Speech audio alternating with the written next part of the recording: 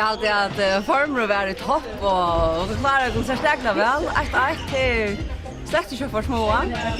Så det kommer stan med de andra första folkavförst till väl. Så nu må vi kämpa efter att de kunde så vi vinna väl av så väl nu inte bara jaunlik. Jag hade det otroligt gott till det sälja att man också om att kanske ändamål detta för till nämligen till ung för Röda Korset och MBF.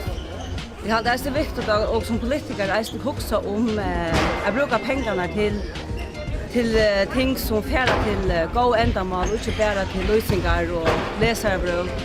Man är också om hur man rättfäster pengarna man brukar väl.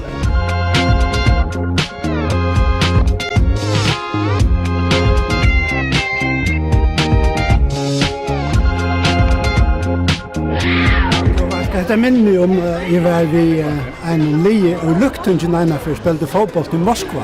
Det är som för parlamentariker. Det är resten så amatörer stortlägga sig.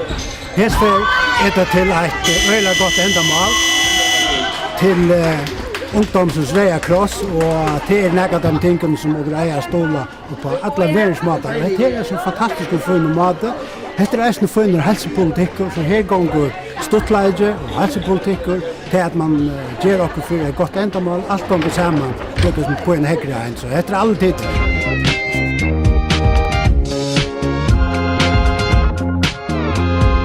Taking sprung ut.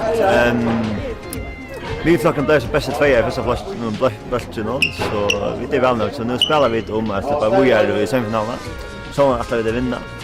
Men det tilltag som helt är det här så tror jag väl inte.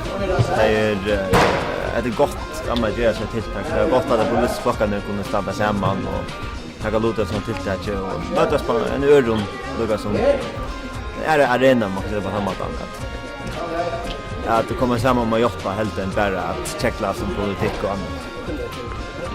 Så jo, vi är väl nu.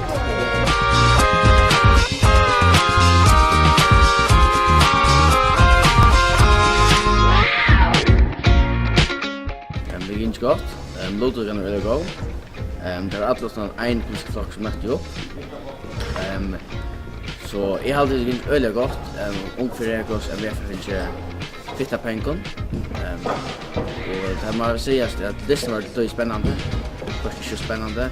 Men som helt så alltid är att bäja ansvarig politiker och inte minst ung för Ekos MVF finns neckbusher. Så allt jag så är öliga.